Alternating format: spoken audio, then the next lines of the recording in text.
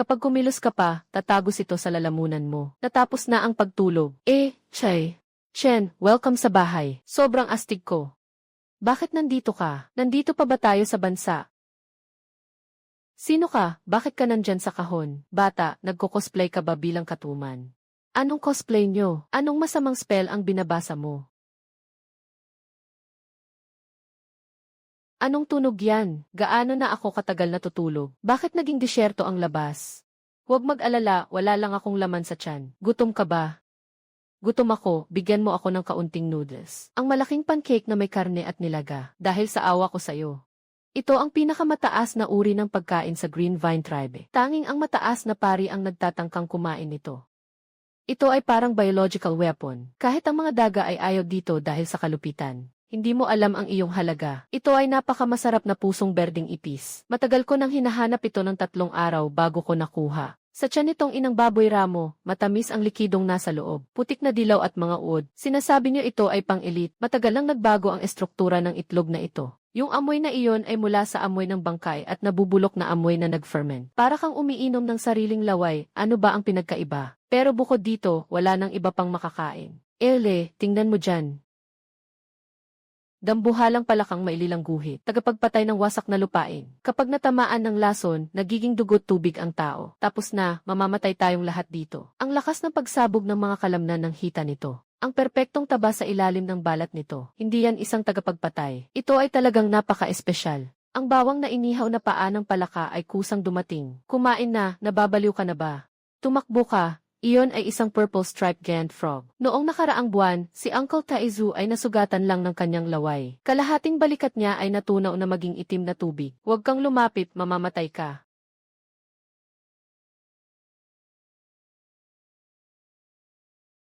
Ang konsentrasyon ng asido sa tiyan. Ang kahusayan ng paglabas ng laso na ito ay isang perpektong biolohikal na pagbabago. Sayang, ang nakatagpo mo ay ako.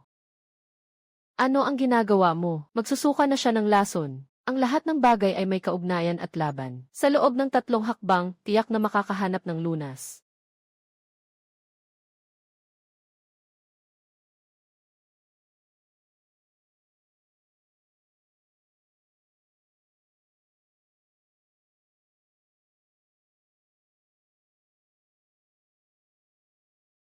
Pag-neutralize ng asido at base, ang mga enzyme ng buhay ay talagang nakakapigil. Sobrang lakas. Purong ligaw talagang magagalitin. Yesat, paano mangyayari to? Hindi naman naging tubig ang kamay mo. Maling base 6, ito ay tinatawag na agham. Ngayon ay oras na para masaksihan ang himala. Ang pinakamatinding armas niya, matinding lason sa tiyan, kung gagamitin ang mataas na temperatura para evaporize. Isa itong napakalaking saklaw na neurotoxic gas na bomba. Itatabi ito para sa hinaharap, siguradong magagamit. Gusto mong kumain, hindi ito ay kinain ng kamatayan. Dugo at bituka ang sira, ayon sa aming mga ninuno. Huwag talagang humawak ng mga bagay na nahawahan ng lason. Ang mga hangal na lason ay nasa balat at mga glandula. Napakalinis ng mga kalamnan. Pumunta at humanap ng apoy para sindihan ang mga kahoy na ito. Kailangan mong iihaw ito. Baliw, huwag nang mag-aksaya ng salita. Ako ang pinakamahusay na kusinero sa komunidad ng Flip. Maaari pang mamatay dahil sa laso ng isang palaka. Ngayon ipapakita ko sa'yo, maliit na pusang batik, kung ano ang tunay na sukdulang inihaw sa uling na karne na may bawang. Ganyang napakataas na kalidad na karne na may bawang. Wala man lang kahit pinaka-basic na asin dagat at itim na paminta. Walang kahit isang patak ng langis ng oliba. Sayang naman. Ngunit ang mga dekalidad na sangkap, kadalasan, kailangan lang ng pinakasimpleng paraan ng pagluluto. Nasa tamang luto na. Sinabi ng mataas na pari, ang usok mula sa kamandag na palaka. Kapag naamoy mo, tiyak na magugulungan ang tiyan, pero... It said, napakagandang karne. Walang asin, bawas ng 3 puntos. Kailangan ng 7 puntos. Hindi ka namatay. Sabi ko na walang lason. Subukan mo. Mas mabuti pa ito kaysa sa iyong sumasabog na berdeng ipis. Hindi ko kayang kumain ito. Ito ay bitag ng demonyo ng tukso. Sabi ng mataas na pari. Kapag kumain ng nakalaso na bagay, ang kaluluwa ay mapupunta sa impyerno. Talagang ayaw kong kumain kahit anong mangyari. Sige, kakainin ko na lang ang 2. Wala nang pakialam. Mainit pero sobrang sarap. May lason, tiyak na mailason. Pero hindi ko kayang huminto. Dahan-dahan, walang ibang kumukuha sa'yo. Huwag lunukin ang buto. Paano nagkaroon ng ganitong masarap na pagkain? Paano magiging ganito kasarap ang kamatayan?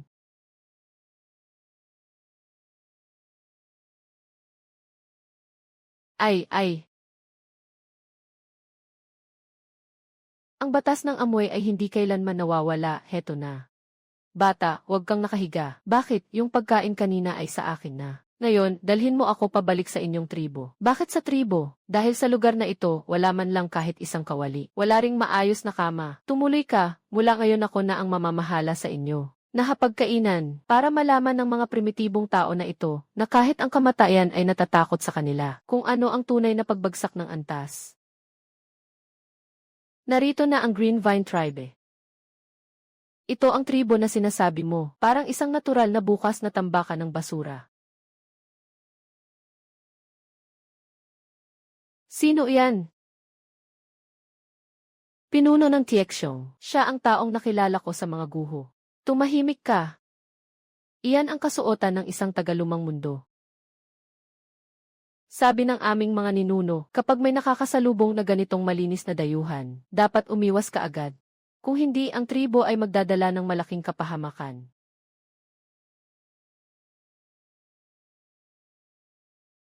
Bitawan niyo siya, bitawan niyo siya. Pinuno, talagang mabuti siyang tao. Pinatay niya ang purple toad ng walang armas. Haha, ang galing.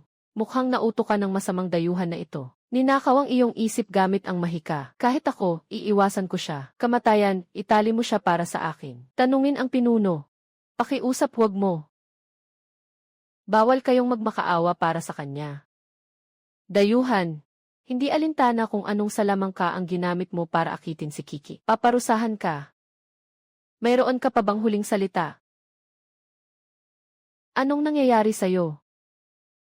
Sa likod ng ikatlong tent sa kaliwa nyo, nagluluto ba sila ng sabaw? Bakit? Anong masama doon? Iyon ang pangkalahatang pagkain ng tribo para sa gabi. Sinigang na gawa sa mga ugat ng puno at daga. Kaya pala, hahaha.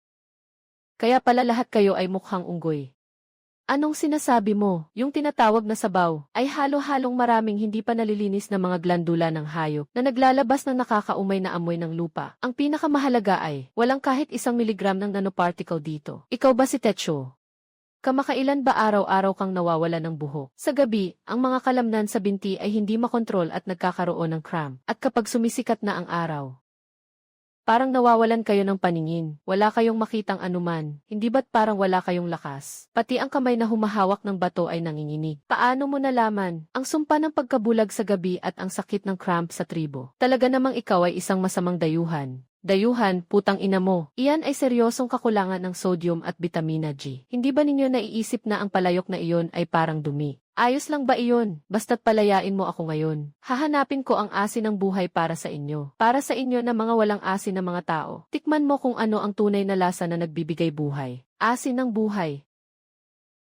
Nagsisinungaling ka. Ang mga ngaso sa paligid na ito ay sinuri ng walang bilang. Maliban sa mga makamandag na insekto at mga hayop, walang asin dito. Gusto mong lokohin akong palayain. Tumakas, tumakas. Sa lugar nyo, kahit na ipagkaloob nyo sa akin ang pagiging pinuno, ayaw ko dahil sa mababang kondisyon. Taya tayo, itatali ko ang pinuno ng Aaron Bear dito. Walang ibang pupuntahan. Ipadala mo ang pinakamabilis na tumatakbo ayon sa ruta na sinabi ko para maghanap. Kung hindi makahanap, bahala ka na, ayon sa mga alituntunin ng tribo. Ngunit kung makakahanap ako, kailangan ng buong tribo na tumulong sa paghahanap ng pagkain. Ano man ang gusto ko, iyon ang hanapin ninyo. Sige, gusto kong makita kung ano ang magagawa mo.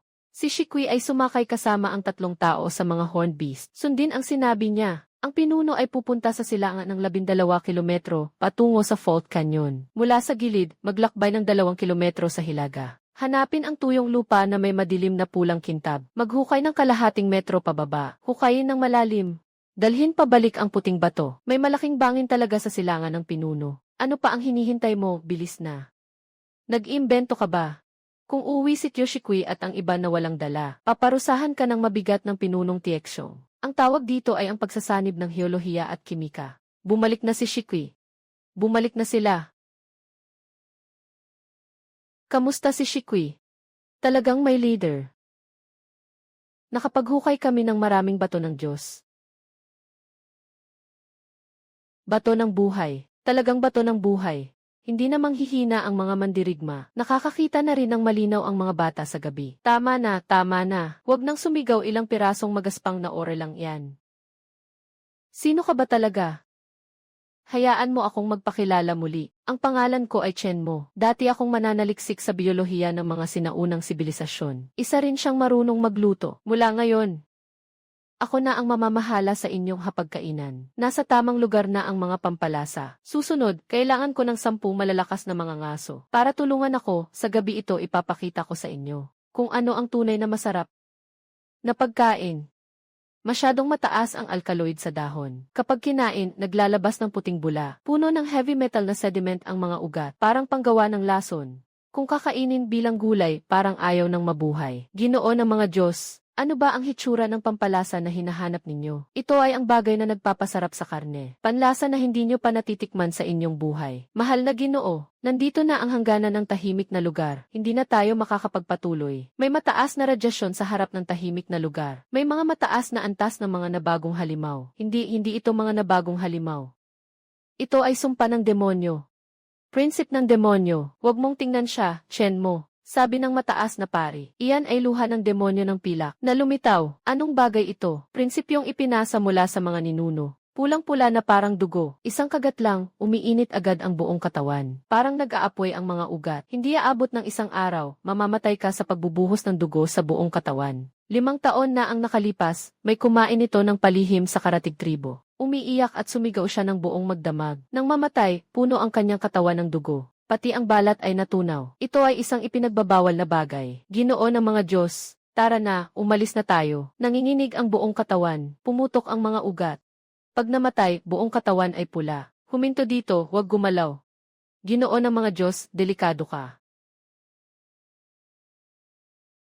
Walang amoy ng nakakalaso na gas. Tanging maasim at matamis na bango. Tatag ng balat. Hugis 6 na sulok ng prutas. Itong matamis na amoy, Ginoo ng mga Diyos. Itapon mo na, sisipsipin nito ang iyong dugo. Ha, anong demonyong prutas na sumisipsip ng dugo? Anong pagputok ng ugat? Kayo'y matagal nang kumakain ng mga bulok na bagay. Mahina ang tiyan. Ang pagkain ng mataas na konsentrasyon ng prutas na asido ay nagdudulot ng matinding gastroenteritis at dehydration. Sa ganitong lupain na walang suka at asukal, ano pa ang mas perpekto na pampalasa kaysa dito? Ito ay hindi demonyo. Ito ay ang pinakamagandang mutant na kamatis na ibinigay ng Diyos. Huwag, Ginoo. Hindi ko kayang tumingin.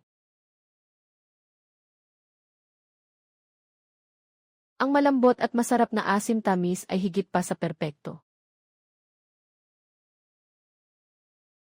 Ginoo, hindi ka namatay. Gusto mo bang mamatay ako?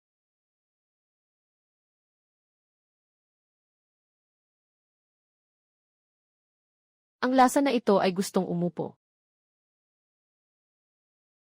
Sobrang tamis, napakaraming tubig. Pinipili ang mga pulang malambot na prutas. Puno ng lahat ng balat ng hayop. Ginoo, huwag iyon hawakan. Iyan ay nakakalaso na damo. Nagpapanggap na nakakaintindi. Ito ay mutant na perilya, pangunahing pampalasa para sa amoy. Ginoo, gamitin natin ang mga pulang prutas at damo para sa hapunan. Kompleto na ang mga sangkap. Kulang pa ang pangunahing ulam. Sabi mo may mabilis na mutant na isda sa patay na lawa sa kanluran. Ang silver needlefish ay lumalanggoy ng napakabilis. Hindi tumama ang pang-ukit na kahoy. Kung hindi tumama, hindi nyo naiintindihan ang pisika. Ihatid mo ako sa lawa. Ngayong gabi, iinumin natin ang sabaw ng Diyos-Diyosa na isda. Tumakas na naman.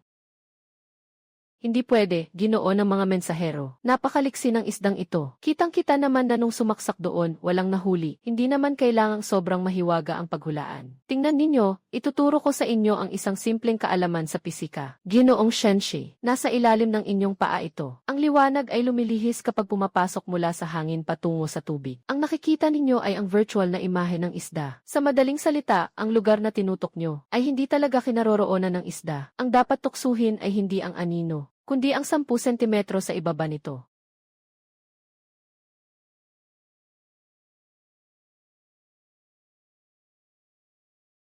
Isang tama na. Kaya nyo pang makita ang tamang lugar ng isda sa tubig. Sundin nyo ang sinabi ko, tumuloy ng 10 sentimetro pababa bago tumusok.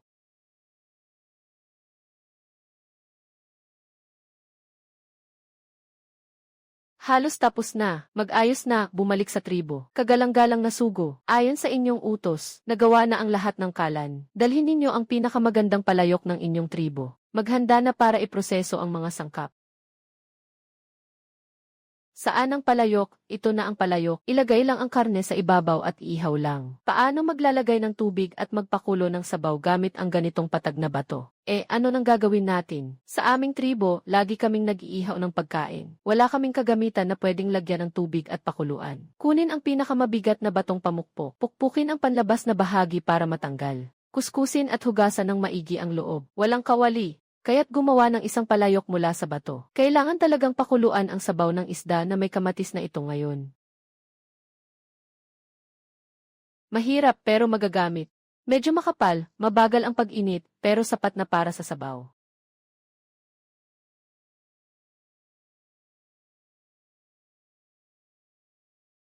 Ano itong amoy na ito? May problema ba ang ilong ko? Paano ito naging ganito kaamoy? Sa loob ng mahigit 50 taon, hindi ko pa kailanman naamoy ang ganitong lasa.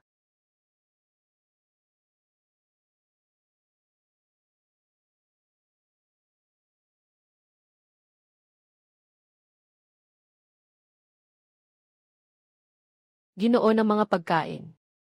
Susubukan ko muna kung may lason para sa lahat. Umayos ka at maghintay sa tabi. Pakiusap ang punong tagasubok ng lason. Sobrang sarap. Ang laman ng isda ay sobrang malambot, parang gustong lunukin ng dila. Kainin mo ng maayos at mainit. Parang may apoy sa katawan. Pinuno, ang mga binti ko ay sobrang pangangalay. Lahat ng bahagi ng katawan ko ay nangangalay. Ang mga mata ko ay sobrang init. Ang sugat sa braso ko ay nangangati, sobrang kati. Bakit ka nag-aalala? Damhin mo ng mabuti. Hindi yan lason. Ito ay enerhiya. Ang aking mga lumang sugat ay gumagaling. Nakikita ko na ang inyong mga mukha. Kahit sa gabi, nakikita ko na rin. Hindi na sumasakit ang aking tuhod. Hindi na ito masakit kapag ako'y bumababa. Dumating ang Diyos ng pagkain. Dumating ang Diyos ng pagkain.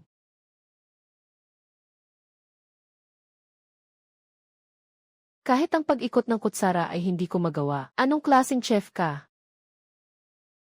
Hindi na masakit ang likod ko. Di mapigilan ang lakas ko.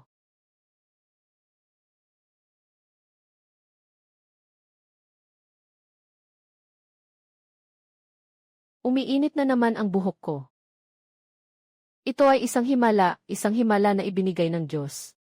Higit sa 10 sentimetro ang kapal. Ang bilis na pagdaloy ng init ay isang tent ng kawali. Kagabi, para mapainit ang sabaw, nagamit ang 3 beses na dami ng kahoy. Ang temperatura sa gitna ay umabot sa pagkakarbon. Ang temperatura sa gilid ay hindi umabot sa 50 degrees. Sobrang hindi pantay ang init. Huwag nang banggitin na ang bagay na ito ay kasing bigat ng bundok. Wala akong kakayahang iangat ang kawali. Diyos na tao, ano ang kakainin natin ngayong umaga? Kumain ng utot, walang kawali, hindi makakapag-igib ng lutong pagkain. Hindi makakapag-igib ng lutong pagkain. Hindi makakakuha ng sapat na kontak ang mga sangkap sa hangin. Walang kontak sa hangin, walang lasa ng kawali. Walang lasa ng kawali. Ang lutong pagkain ay nagiging isang lumpong walang kaluluwa na pagkain ng baboy. Kaya, o makapangyarihang Diyos, ano ang dapat nating gamitin para magluto? Dapat ang kawali ay gawa sa bakal. Mabilis magpadala ng init at pantay ang pag-init. Kawali na kayang tiisin ang mataas na temperatura. Sa wastong lupa, mayroon ba kayong ganitong matibay, na may itim na kulay abong ibabaw, na maaaring magbalik ng liwanag at sobrang tatag sa init? Ginoo ng Diyos, ang tinutukoy niyo ba ay itim na matigas na ginto? Sa 20 kilometro sa silangan ng tribo ay may maraming mga lugar ng pagkasira. Ngunit dati roon ay isang pabrika ng sinaunang sibilisasyon. Sinasabi sa mga aral ng aming mga ninuno na doon ay may nakatagong sumpa ng mga demonyo. Ang mga pumasok doon ay nalalagas ang buhok. Ang balat ay nagiging bulok at namamatay sa pagdudugo. Kadalasan ay hindi kami nangahas na pumunta roon. Mga metal na labi ng pabrika ng sinaunang sibilisasyon. Para sa iba, iyon ay lupain ng kamatayan. Para sa akin, iyon ay isang hardware store na puno ng kayamanan. Aaron Beerstone Cue. Dalhin ang 20 pinakamalakas na elite ng tribo, kasama ang mga tabla at lubid, pumunta sa lupain ng kamatayan at hukayin ang inyong itim na ginto. Ngayon, gusto kong magpasimula ng unang pugon ng pagmamanupaktura sa wastong lupa. Walang kawali na bakal. Kaya't gagawin ko ito gamit ang aking kamay. Ito ay ang Diyos na tagapagpadala.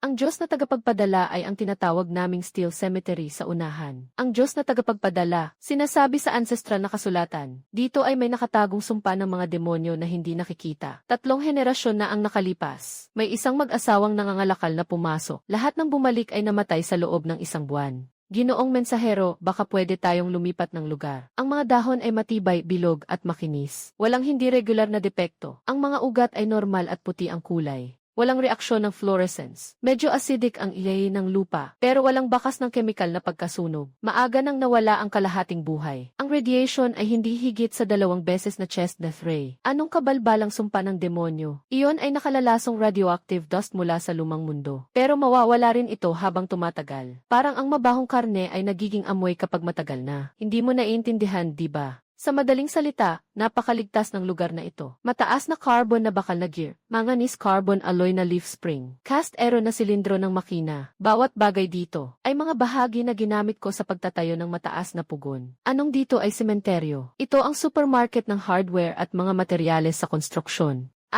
Ano nang ibig sabihin yan? Bakit kayo nakatunganga? Sumunod kayo. Ngayon hindi ninyo kailangang putulin ang isang puno. Maghukay ng mina. Kunin na lang ang mga nakahanda.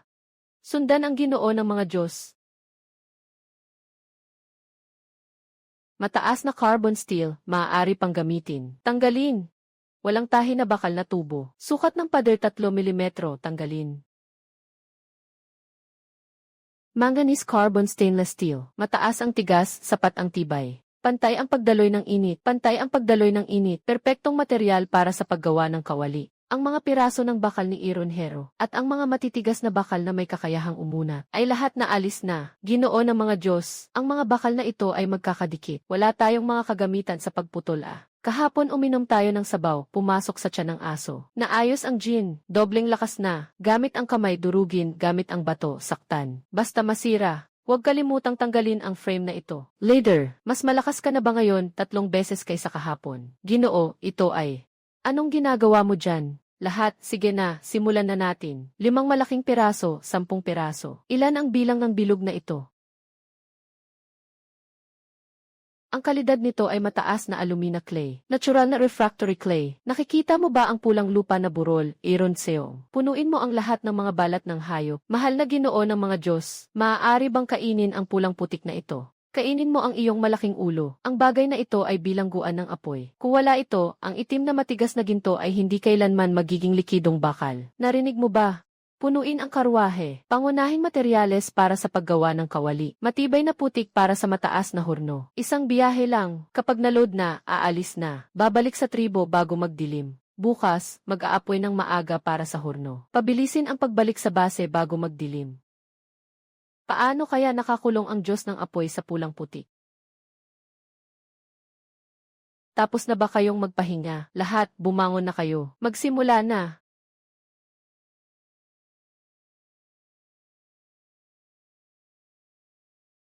Kulang ang damo. Kuskus ulit. Kuskusin hanggang makuha ang sinulid. Ang laki ng blower na ito, baka makalipad ang tao. Kung hindi mo kayang hilahin, kumain ka ng 2 bowl pa. Sirain mo yan sa paghila, gagamitin ko ang balat mo para tapalan. Kung mahihila, tiyak mahihila. Ginoong mensahero, hinihiwa mo itong panggatong ng napakamanipis. Pag sinunog, hindi naman agad mawawala. Ang gusto ko, masunog yon agad-agad. Kapag mas mabilis ang pagsunog, kapag humihip ang hangin, mas tumataas ang init. Sa ganitong putik na tore, kayang gawing tubig ang itim na matigas na ginto. Leader, 40 taon na akong nabubuhay. Nakita ko lang ang kahoy na nasusunog sa abo. Hindi pa ako nakakita ng bato na naging tubig. Hindi iyon bato. Iyon ay metal. Ano ang metal? Yung itim na matigas na ginto na sinira mo kahapon gamit ang kamay. Yung bagay na iyan ay natutunaw. Siyempre, ang karaniwang apoy ay hindi kayang tunawin ang metal. Pero kung pakakainin mo ang apoy ng liwanag ng araw, at ilalagay ang apoy sa isang haulan ng refractory clay, 1,400 degrees, kahit bato ay nagiging salamin. Nakaayos na ba ang blower? Nakaayos na. Sindiin. Hilahin mo ng husto ang pader. Sabay tayo. Ipagpapatuloy mo bang hilahin, hindi ka pa kumakain? Naging kulay itim na ang apoy. Ang sariling apoy ay higit sa 1,400 degrees, sapat na iyon. Halos tapos na.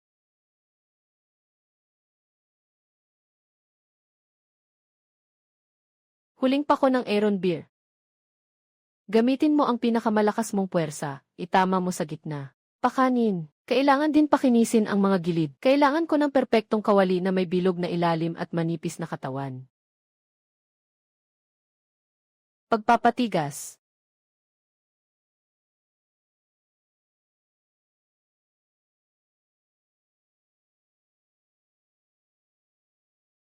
Kawali at kutsilyo sa kamay. Bumalik ang Diyos ng kusina. Ulan na may kulay berdeng ulan. Maagang dumating ang panahon ng malakas na ulan. Darating na ang halimaw na mahilig sa dugo. Patayin ang lahat ng apoy. Lahat bumalik sa tent, bilisan. Masyadong malakas ang apoy ng Pangulo. Hindi mapapatay ng ulan. Tapos na. Lahat ay tapos na.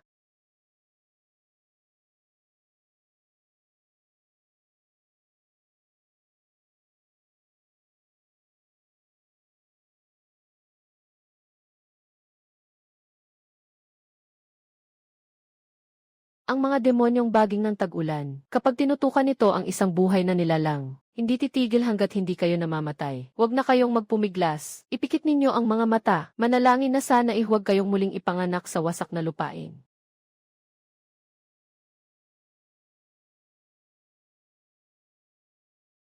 Kagalang-galang na sugo, nakakalason ang bagay na iyon. Alkaloid ng halaman ito na pinoprotektahan ang sarili nito. Ito ay maliliit na natitirang bakas ng neurotoxin. Sino, putangina, ang nagsabi sa inyo? Ito ang demonyong sumasakal sa lahat. Ito ay malinaw na napakataas ang purong almirol mula sa halaman. Almirol, pagkain. Ang halimaw na kumakain ng tao, ay pagkain. Yung itim na palayok na dinala mo sa akin mula sa guho. Ibigay mo dito. Panahon na para bigyan ang grupong ito ng aral sa biokemika. Paano ba ito labanan? Ihila si Shiki pabalik. Lahat pabalik. Yung itim na palayok ni Kiki, yung nakatago sa pinakailalim ng butas, natatakpan ng makapal na putik. Dalhin mo rito. Oo, naiintindihan ko na. Ginoong Shenshi. Ito ba to? Likidong basura ng lead acid na baterya. Pangunahing sangkap, asidong sulpuriko. Haluin hanggang 30%. Tamang-tama para sirain ang pader ng selula. Hindi ito masusunog sa balat ng hayop. Mag-ingat ka, ginoong mensahero. Mataas na alkalina na polysaccharide compound. Liliguan kita ng asupre. Isang paligo ng mabahong tubig ang magpapalambot dito. May likido pa sa loob. Ihalo ang tubig sa bamboo tube. Lahat ng maihawakan, ipalambot mo sa akin. Hahaha, lumambot na. Lumambot na naman. Kumain ka ng amoy ng aking bula. Ginoo ng mga Diyos. Sobrang lakas ng amoy na ito. Sino mang maspray, lalambot.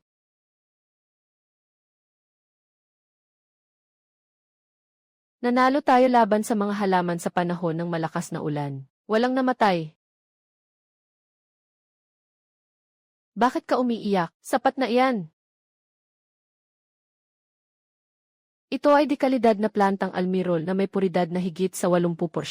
Ito ang magpapabusog sa inyo tuwing malamig na taglamig. Sa bawat pagkain, mapupuno ang tiyan ninyo. Walang kapantay na carbohydrates. Ang tekstura nito ay nasa pagitan ng yam at gabi. Lagyan ng kaunting tomato juice at pakuluin hanggang maging sirop. Makakagawa ng piniritong asukal. Lahat ng tao sa nayon makinig. Kumuha ng kutsilyo at pala, maghukay at maghiwa. Hugasan ng kawali at magpainit ng mantika. Ngayong gabi, gagawan ko kayo ng bersyon ng piniritong asukal na may mga halamang gubat. Gagawin kong piniritong asukal ang Diyos ng kamatayan na kumakain ng tao. Ginoo, talagang napakalakas mo.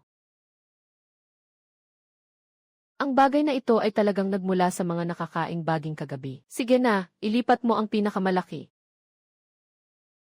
Tingnan mo, ito ay tinatawag na knife skill sa naunang sibilisasyon.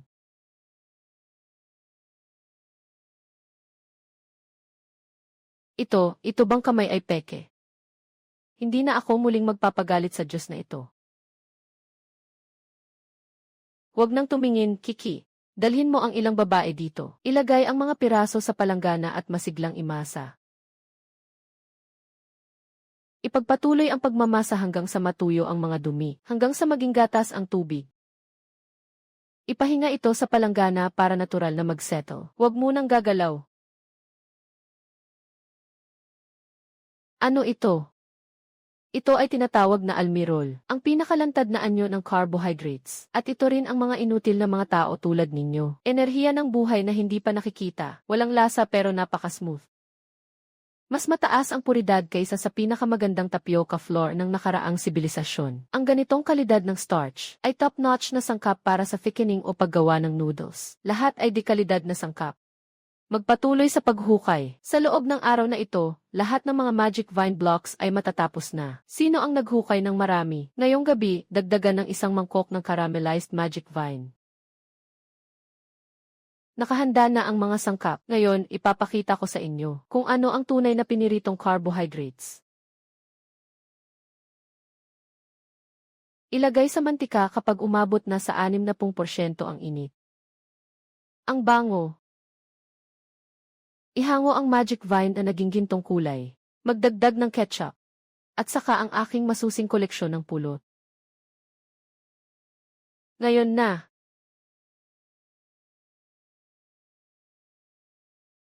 Perpektong ilalabas at ilalagay sa pinggan. Ito ang gawa ng mga halimaw na kumakain kanina. Ito ay mga hiyas ng Diyos. Pwede bang kainin ang hibla na iyon? Ang pangunahing tagatasa, pakiusap.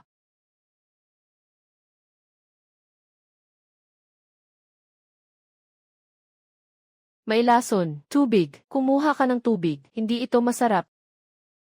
Wala pa akong natikman na ganitong katamis sa buong buhay ko. Mas masarap ito ng 100 beses kaysa sa huling sabaw ng isda. Ginoo ng Diyos, nasa panaginip ba ako? Tama na, hayaan mong subukan ko muna ang lason. Umalis ka, ako ang lider ng mga gwardiya. Ako muna. Ang balat na ito ay talagang mahusay. Bakit sobrang lambot ng karne na ito? Ang mga hibla ko, pati ang mga hibla ay matamis. Kapag pinirito, magiging ganito kayo. Kapag ginawa na talagang nilagang karne, bakit hindi nyo pa nilunok ang inyong mga dila?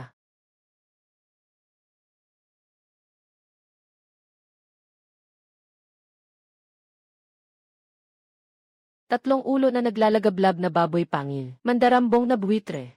Talagang hindi ka panipaniwala. Naamoy ko na ang tamis na ito kahit mula pa sa malayo. Mas nakakabaliw pa ito kaysa sa pinakapuro. Aaron Beer, kayo mga pulubi, ano nang masarap ang kinain ninyo? Asong baliw. Ang tribo ng Green Vine hindi kailanman ipagkakaloob sa iyo ang Diyos na tagapagpadala. Subukan mong dumaan sa aking bangkay. Diyos na tagapagpadala. Haha, Red Boy. Pagkatapos kong mapalayas ang mga ito, magiging pulbo sila sa lupa. Ako na ang maghahanap sa kusinero na iyan. Sugod! Protektahan ang tribo at makipaglaban tayo sa kanya. Ano? Tanga! Akala mo ba kayang sirain ng kalat na iyan ang depensa ng hayop na iyon? Kagalang-galang na sugo. Tito bakal na oso. Malapit na silang matalo. Nakita mo ba, napakalaki ng mga kalamnan sa liig niya. Palagi ang pag-ehersisyo. Dagdag pa ang kapaligiran sa wastong lupa. Ito ang pinakamatibay na parte ng baboy. Gintong ratio ng plum blossom na karne, inihaw na baboy na liig. Sa isang kagat, mantika at karne, 40% taba, 60% karne. Malutong, sumasabog ang katas. Tingnan pa natin ang tiyan. Habang sumugod siya, kusang nakalawit ang tiyan. Ngunit hindi umaabot sa sahig. Ibig sabihin, walang patay na balat. May naipon na napakaraming dekalidad na taba. Iyan ang pinakamataas na klase ng marmoladong pork belly, braised pork belly, dongpo pork, at Mickey Kuru. Lahat ng mga nangungunang malalaking putahe ng insik. Nakasulat lahat ito sa tiyan ng baboy. Alam mo ba kung gaano kahirap makahanap ng magandang liempo sa disyerto? Napakahirap, di ba? Ginoong Diyos. Mamamatay na kami. Kakatapos ko lang tapusin ang aking kawali. Saan naman pwedeng hayaan na tumakas ang napakagandang liempo? Ayaw mo bang ibigay ang Lutero? Sunugin ang batang pulang demonyo, gawin itong abo para sa akin. Ginoong mensahero. Kakain tayo ng karne sa susunod na buhay. Bakal na oso. Tumayo ka para sa akin. Ano man ang paraan na gamitin mo, hawakan mo ang mukha ng baboy na iyon ng 1 minuto. Lalaban na ako sayo. Naghahanap ka ng kamatayan, sinabi ng Diyos sa loob ng 1 minuto. Mga kapatid, gamitin ang buhay niyo para pigilin siya.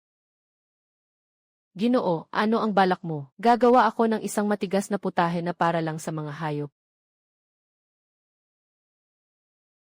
Ginoo, hindi ko na kayang pigilin. Toksina ng purple frog, likwidong nasa karaniwang temperatura, nakakamatay sa pakikipag-ugnay sa dugo, ngunit higit sa 800 degrees, sublimasyon sa millisecond, naging walang kulay at walang amoy na nakakalaso na gas. Hangin mula sa hilagang silangan, bilis ng hangin 3 grado, matatag ang daloy ng hangin. Usok mula sa nasunog na nilutong pagkain, nagmamalabis, sasaluhin ko ito sa aking ulo. Ano ba ito, putang ina?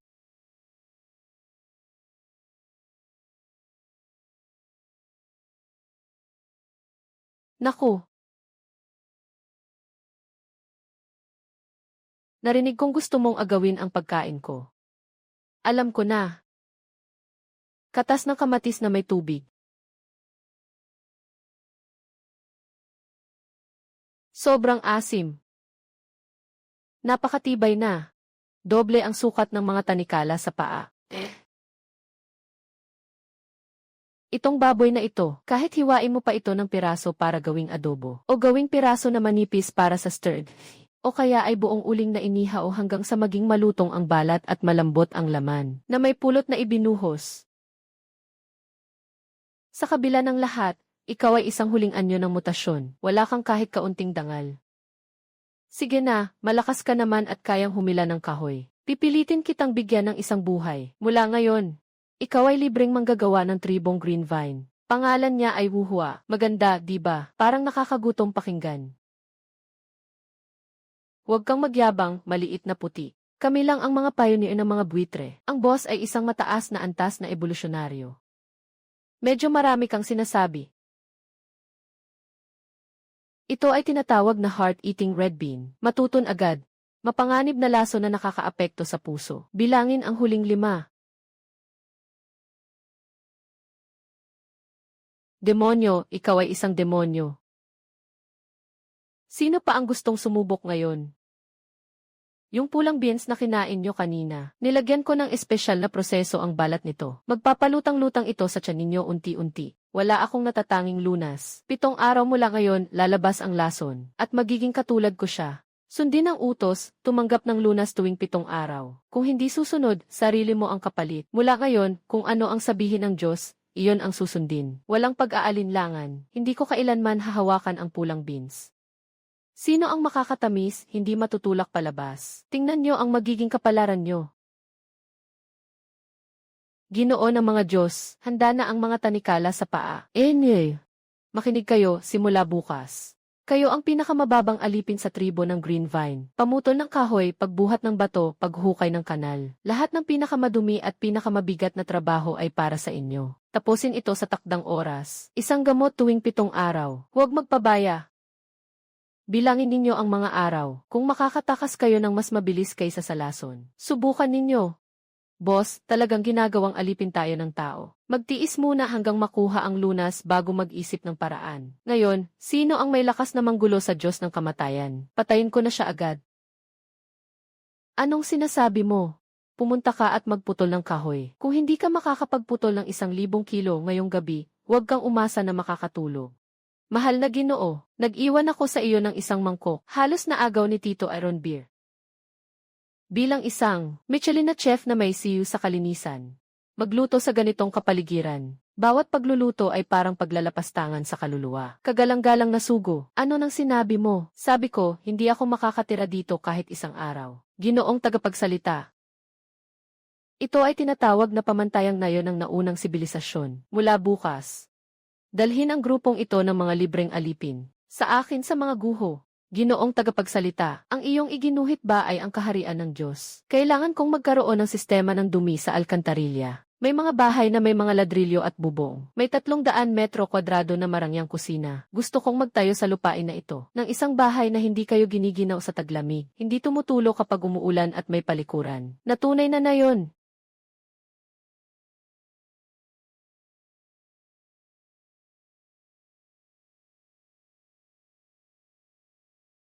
Aaron Hero. Mahal na Ginoo. Anong nangyari? May pumasok na namang tao. Ako ay isang dating Michelin 3-star na chef. Matulog sa isang kulungan na gawa sa balat ng hayop na may tagas ng kalahating buwan. Araw-araw ginigising ako ng putik na tubig na bumabagsak. Sa tingin mo ba ay normal ito? Pero, ito ang pinakamagandang tolda sa tribo. Dati ay dito nakatira ang mataas na pari. Dito nakatira ang mataas na pari, itong sirang bagay.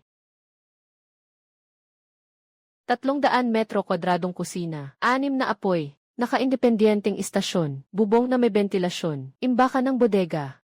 Sa tabi ay pampublikong banyo. Ang mainit na tubig ay dumadaan sa mga ceramic na tubo mula sa boiler ng kusina. Nakita lang namin ang ganitong bahay sa mga guho. Lahat ng iniwan ng naunang sibilisasyon ay gumuho. Kaya't muling itayo ito. Mas mabuti pa kaysa sa mga guho.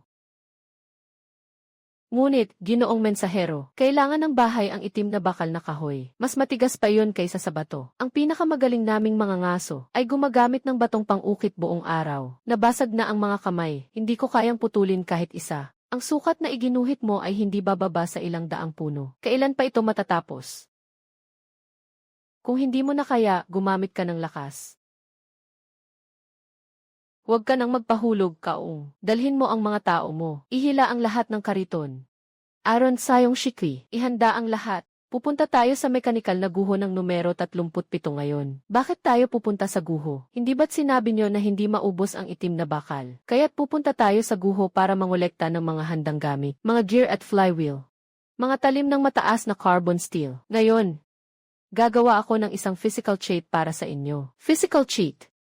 Para sa isang ordinaryong tao, 10 minuto lang ang kailangan para sa isang gawain. Mas marami pa kaysa sa ginagawa ng 10 malalakas na tao sa isang buong araw. Tawagin natin itong manual multi-stage gear cutting saw. Wag na kayong matulog, hilahin ang kariton. Ulat, Ginoong Diyos, nandito na ang lahat ng tao. Umalis na di. Hintayin mong makuha ko ang gamot. Unang papatayin ko yung puting coat. Boss, pero yung usok na ginawa niya. Mekanikal na guho numero 37. Nandito na. Dinala ka ng asong buwisit sa'yo sa pinakamalaking pabrika. Dalhin ang buong gear set, transmission, flywheel. Lahat ng bilog na pwedeng ikutin, tanggalin at ilagay sa sasakyan. Kuya.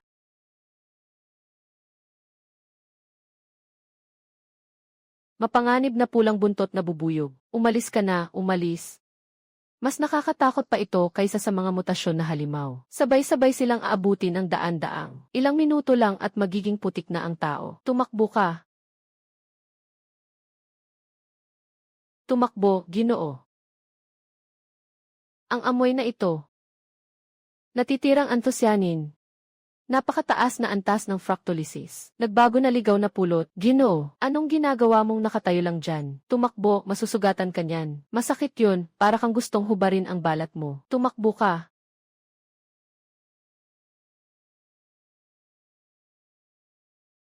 Tumigil kayo lahat. Bakit kayo tumatakbo? Hindi yun mga pukyutan. Mga lumilipad na balde ng pulot yun.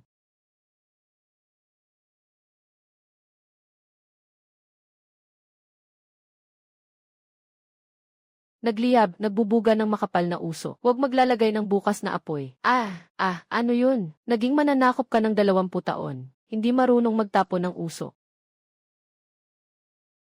Ang hangin ay papuntang kanluran sa timog kanluran, tama ang anggulo. Gamitin mo ang damit na hinubad mo. Hangin ang usok papunta sa pabrika.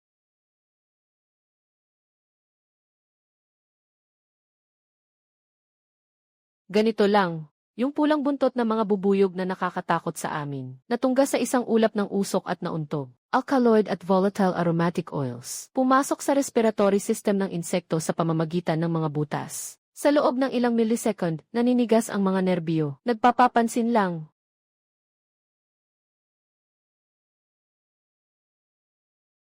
Taba. Ganap na likas na tamis mula sa matinding kakulangan sa wastong asukal sa post-apocalyptic na mundo. Ipagpatuloy ang pagtanggal ng mga gears. Sis, ilipat lahat ng mga lutuan. Maglagay ng hagdang ang Iron Beer. Lahat, kunin ninyo ang honey. Huwag kayong magbuhos kahit isang patak. Litsad, mayroon na tayong ganito. Pritong karne na may matamis na sarsa. Sa wakas, makakapagpalit na ako ng menu sa disyerto. Medyo kalawangin ang tatlong baitang na gear set, pero hindi naman nabasag ang mga ngipin. Ang flywheel ay gawa sa cast iron. Nandyan pa ang counterweight, sapat ang kapal ng drive shaft. Maaaring gamitin kung ito ay pinutol. Mataas na carbon steel na piraso, pangunahing material ng lagari. Ang unang gear ay nagdadala ng pangalawang gear. Ang ratio ng transmisyon ay 1:5. Ang pangalawang gear ay nagdadala ng pangatlong gear. Muli, 5 beses. Ihanda ang kamay ng isang ikot. Ulitin ang 25 beses ang paggiling ng gulong. Ginoo ng Diyos. Hindi ko maintindihan itong larawan na ito. Hindi mo kailangang maintindihan. Ang kailangan mo lang malaman ay itong bagay. Kaya nitong gawin ng isang ordinaryong tao sa loob ng 10 minuto. Mas marami pa kaysa sa isang buong araw na pagtutulungan ng 10 matitibay na lalaki. Magsisinungaling ka, kahit anong basura, mas matibay pa sa kampilan. Anong sinabi mo kanina? Sabi ko, ang ganda ng gear na ito. Habang nililinis ko, hindi ko maiwasang magyabang. Na-offset ng 2 mm, muling hinugasan. 2 mm. Kahit ang Diyos na tagapaglikha, di mapapansin ito ng mata. Ang pagkakaiba ng 2 mm. Pinaikot ng 25 beses. Lumipad ang talim, hinati ang tao sa 2. Gusto mo bang subukan? Mukhang nakakatakot. Talagang nakakagiling. Itim na kahoy. Sa kahoy. Sinusubok. Yugyugin.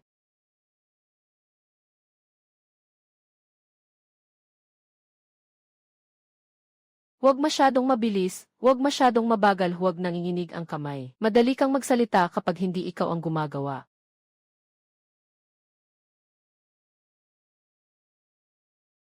Hindi pa umabot sa 3 minuto. Itong kahoy na ito. 10 malalakas na lalaki ang magpuputol nito ng buong araw. Kagalang-galang na sugo ng Diyos. Ito ay isang mahiwagang bagay, di ba? Ang pagkawala ng kapangyarihan ay hindi higit sa 15%. Ang kahusayan ng transmisyon ay medyo mabuti. Kaya kong gumawa nito sa malaking bilang. Tinatawag mo itong sapat na magamit. Gumamit ako ng batong panghiwa sa kahoy sa loob ng kalahating buhay. Yung ginawa mo sa loob ng 3 araw. Natapos ko na sa loob ng 3 minuto. Na trabaho ng 10 malalakas na lalaki sa isang buong araw. Simula bukas, hindi titigil ang lagari na ito. Magpuputol ng sapat na kahoy para sa 50 bahay. Lahat ay puputulin gamit ang lagari na ito. Ginoo. Ikaw at ang iyong mga tao ang bahala sa pagpapadala at paglipat. Sa bawat piraso na maputol, ay rehistro ang isa. Hindi ako marunong magsulat sa pagparehistro. Gumuhit ng tamang letra, 1 piraso lang. Gumuhit ng 1 linya, kulang ng 1 piraso. Inaalagaan ang pulang mungo. Nakatitig ka pa dyan, magbuhat ng kahoy. Hindi mo narinig ang sabi ng dakilang espiritu. Ang materyales para sa 50 bahay. Sinumang tamad, sasaluhin ko ng husto.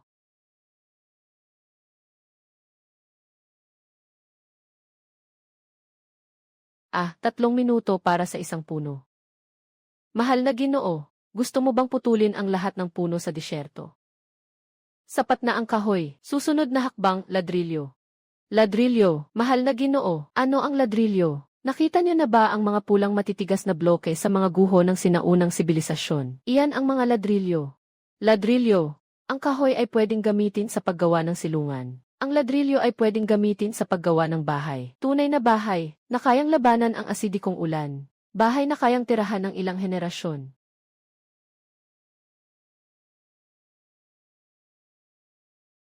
Dito ang makinang panghukay.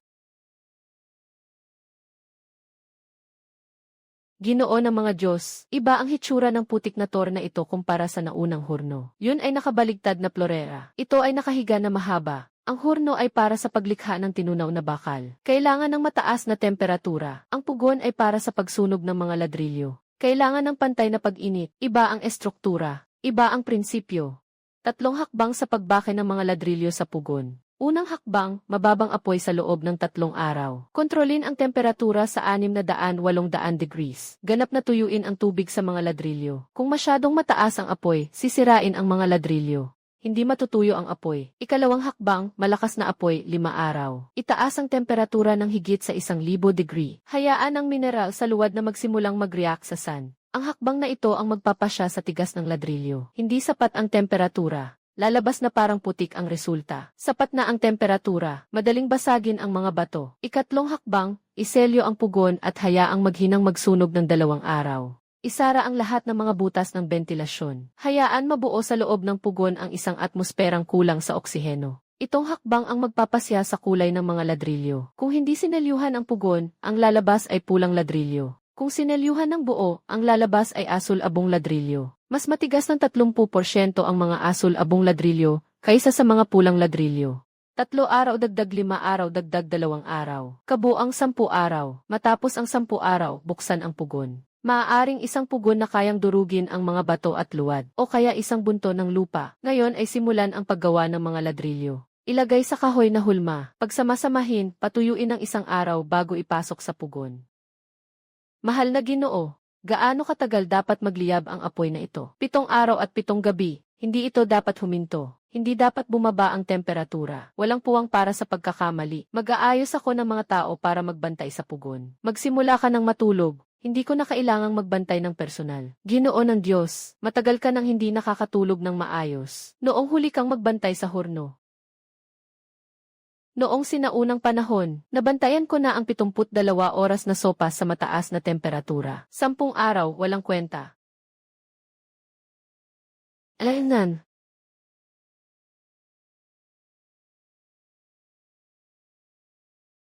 Madilim na pulang may kaunting kahel. Madilim na pulang may kaunting kahel. Mga 650 degrees. Tamang-tama ang temperatura sa mababang apoy. Maglagay ng kalahating piraso lang. Ngayon, kung magdadagdag ka, tataas ang temperatura. Hanggang 800 degrees. May mga namuong bahagi sa labas ng ladrilyo. Basa pa sa loob. Sasabog lahat pagdating ng oras. Tapos na ang yugto ng pagpapatuyo. Mula ngayon, lakasin ang apoy. Dalhin ninyo lahat ang hiniwang maliliit na piraso ng itim na tuod at idagdag bilang panggatong. Doblehin ang dalas. Hilain ninyo ng todo ang bellows. Gusto ko ng higit sa 1,000 degrees.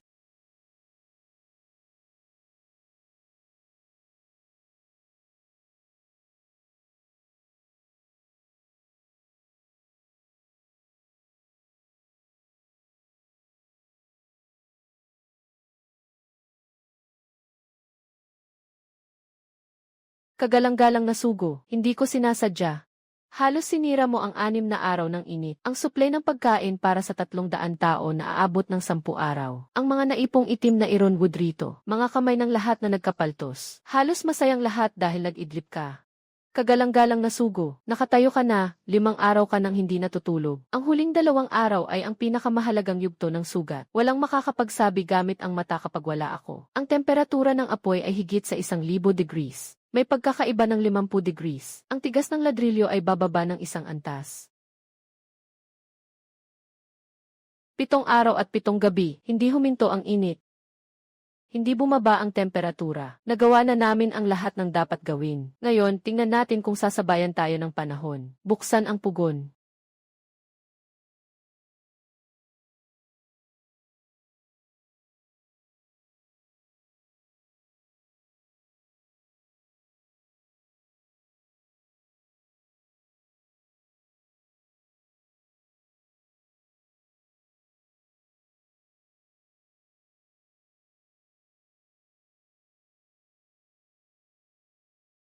Tuloy.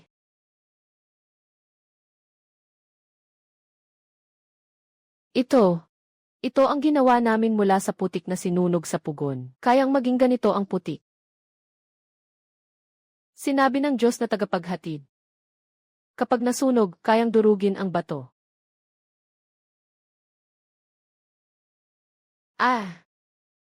Magtatanim ng halaman. Talagang nagawa ng batang puti ang mga bagay mula sa nakaraang sibilisasyon.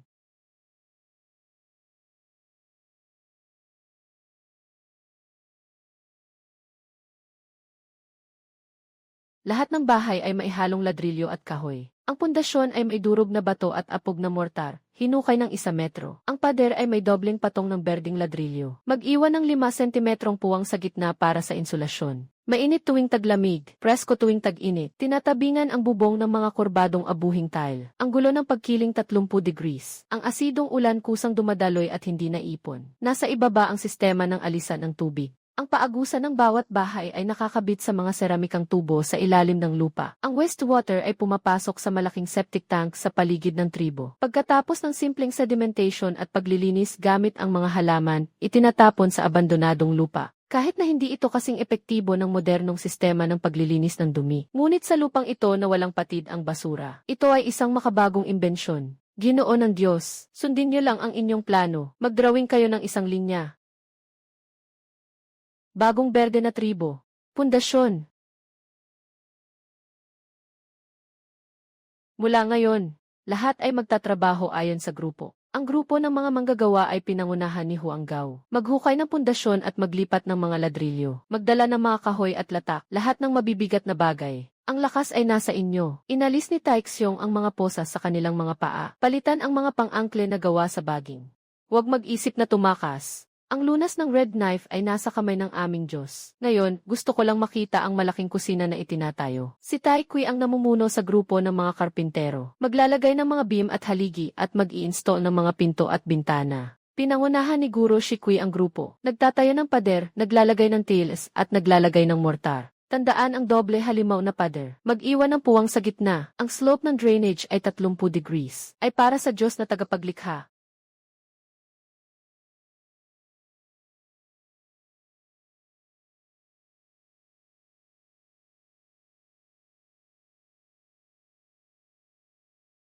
Ang pader na ito ay lumihis ng 2 daliri sa kaliwa. Ang Diyos na tagapaglikha ay 2 daliri lang ang layo. Walang makikita kapag binuwal at itinayo muli. Hindi sapat ang dalisdis na ito. Maghukay ng kalahating metro. Ibalik sa tamang antas. Natapos na ang bubong ng bahay isa. Ginoo ng mga Diyos, naitayo na ang malaking lutuan. 6 na apoy ang ginamitan ng pulang ladrilyo at matibay na putik. Ginoo ng mga Diyos, nakahukay na ang silong, nakaayos na ang apog at uling para sa moisture barrier. Ang mga butil ay hindi masisira sa loob ng 3 taon. Nakaayos na ba ang tubo ng paagusan? Nasubukan na ang tubig, walang tumutlik sa bawat bahagi. Nakaayos na, bukas ay hugot at maglalagay ng tubo. Nasa kalahating bahagi na ang tsimenya ng kantina. Bukas ay tapos na. Bukas ay magpapatuloy. Kung susundin ang schedule, 1 buwan na lang at tapos na lahat. Ninakaw ko ang tribo sa loob ng 20 taon. Wala akong nakita na sinumang nakapagpatayo ng ganitong bahay.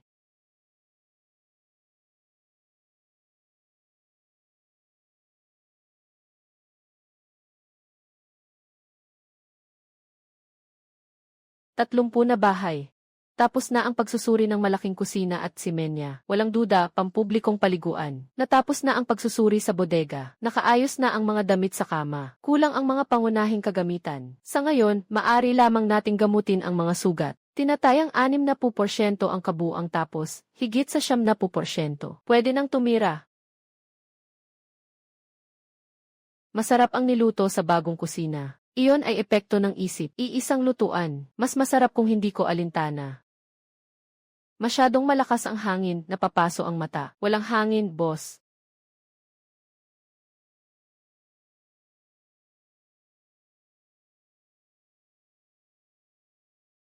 Ginoong Diyos, 327 katao sa tribong lunti ang baging. Bawat henerasyon ay aalala sa iyong malaking kabutihan. Bago ka dumating, nakatira sa mga tolda ng balat ng hayop, kumakain ng mga ipis na pinapatay ng mga mananakop. Pagkatapos mong dumating, meron tayong asin, pulot, tahanan, kalan, at dignidad. Dumating ang Diyos.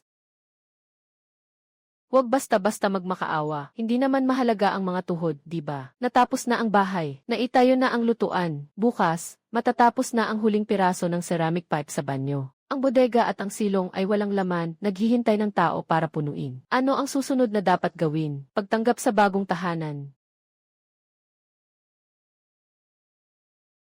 Hindi maaaring kainin ang mga buto sa likod ng baboy ramo. Ang tiyan na may taba ay napakabango. Dapat sundin ang butas ng manok habang nag-aalis ng buto.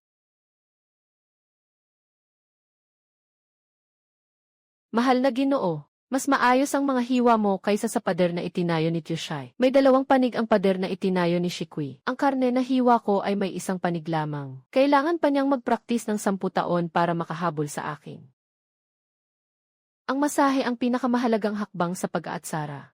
Dapat masipsip ng bawat hibla ang marinade ng pantay-pantay. Sa pag-ihaw, ang katas ay mananatili sa loob. Sa amoy pa lang ng marinade, nagugutom na ako. Huwag magmadali, hayaan mo rin akong makahinga.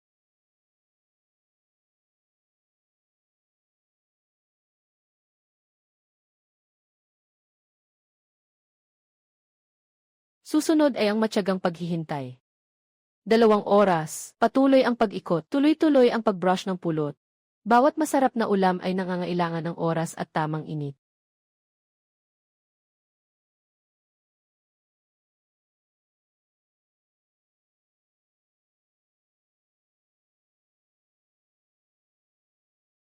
Pinuno, umuungol ang tiyan ko. Mas malakas pa kaysa sa tambol ang digmaan noong nakaraang beses ng pinalibutan ng mga demonyo ang nayon. Kailangan magtiis dahil hindi pa nagsasalita ang Ginoo ng mga Diyos. Sinumang gumalaw, mamamatay.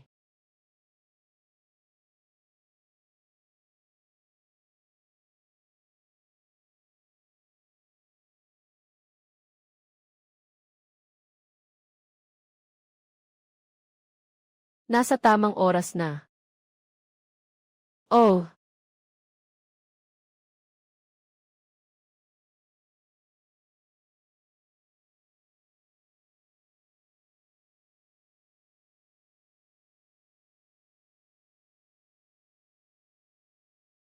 crispy skin na may honey sauce, simulan na ang pagkain. Ahahaha.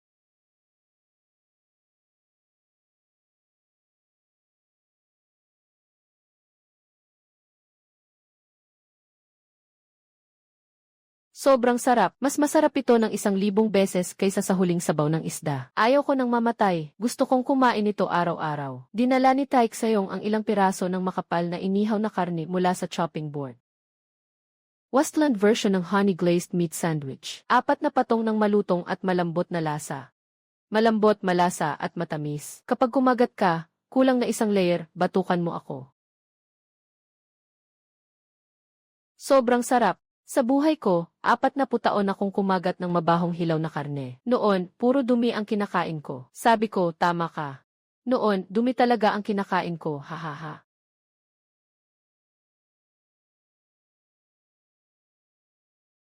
Ano ba talaga ang pinagsasalikupan sa buhay na ito? Kinukuha namin ang mga mabahong tuyong karne. Kinukuha rin namin ang mga mapait na ugat na nakakapagsuka. Akala ko iyon ang pinakamasarap.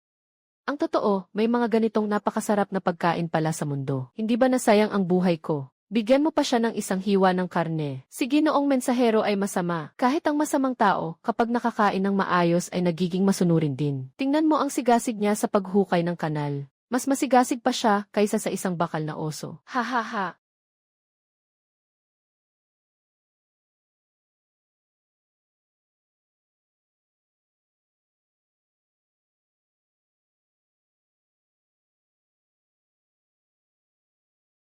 Bilang isang Diyos, hindi ko pa naranasan ang ganitong kabusugan sa aking buhay. Noong ako'y nagugutom at kumakagat sa balat ng puno, akala ko ang makakagat ng amag na karne ay magandang buhay na. Ngayon ko lang nalalaman kung ano ang tunay na buhay. Bukas, magsisimula na akong humukay ng pundasyon. Ang Panginoon Diyos sabi niya na kailangan pang palawakin ang imbakan. Ako ang mauuna.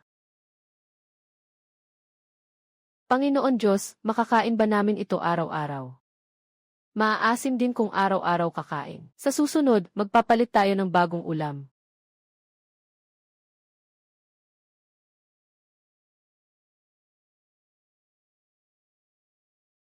Panginoon Diyos, bakit hindi ka pa matutulog? Nanonood ng tanawin. Ano yung nasa kabilang bahagi? Nakarinig ako na may ilang libong tao sa Aaron Wall City. May mga negosyanteng itim na nagbebenta ng iba't ibang kakaibang bagay. At mga evolved. Ang isang tingin ng evolved ay kayang pumatay. Ginoong Diyos, huwag tayong pumunta roon. Maraming masamang tao doon. May mga buto ang mga negosyanteng itim. Baka mayroon pang toyo. Ano ang toyo? Magandang bagay yan. Hindi mahalaga kung ikaw ay isang evolver o isang mutadong dambuhalang halimaw. Sa harap ng kawaling bakal ko, kayong lahat ay isang plato lang na naghihintay na igisa ko, hahaha.